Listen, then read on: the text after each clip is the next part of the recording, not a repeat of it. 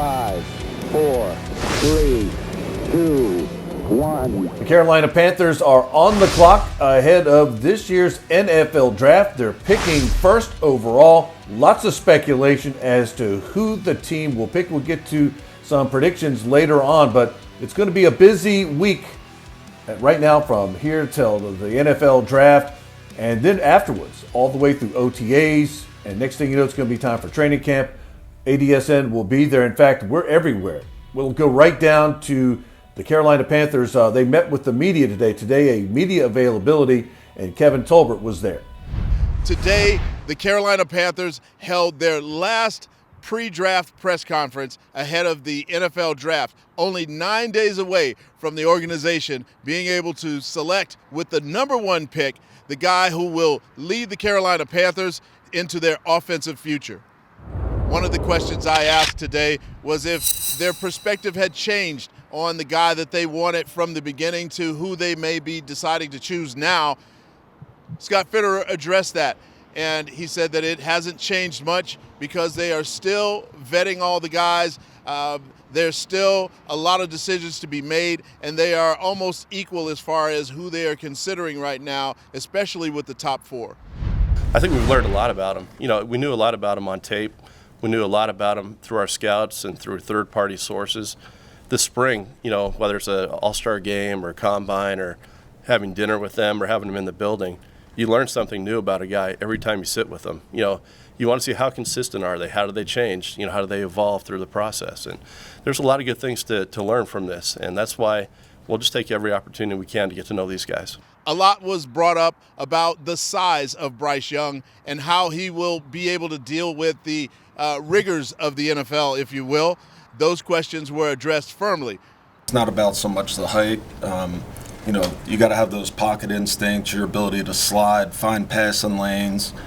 So you got to look at other things like that. And then obviously how smart and how well a quarterback sees the field is also important. So, you got to take more than the size into account.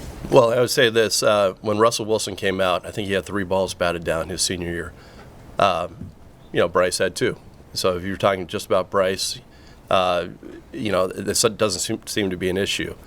When you grow up, a shorter quarterback, you learn how to, evolve your game and adapt and see the field. And he's done that, just like CJ's, evolved his game. Will's evolved his game. They all develop, and, there's certain tools that they have, and they learn to play to their strength, and they've all done that.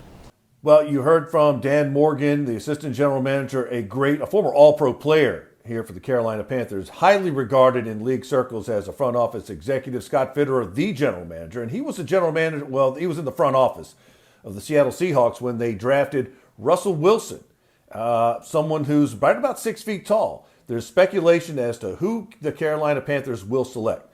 I said this, and I told Kevin Tolbert this last month. Here's what I've heard. Now, Scott Fitterer and, by extension, assistant general manager Dan Morgan like C.J. Stroud of Ohio State. Frank Reich, if he got to make the final decision from what I hear, he likes Anthony Richardson out of Florida.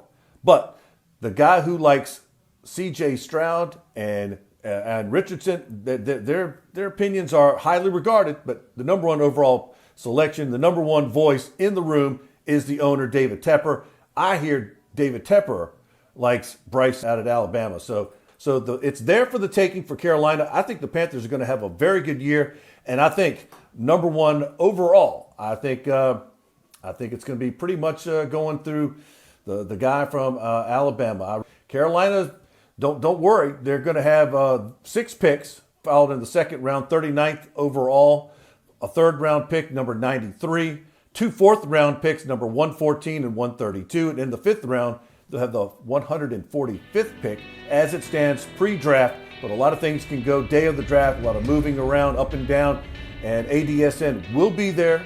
Kevin Tolbert will lead our coverage, and he will have everything under control. Be sure to log on to adsn1.com and follow us on all of our social media platforms to get all the up-to-date news, content, features from this year's NFL Draft. We will be there live and in person to bring you all of that and more. See you there.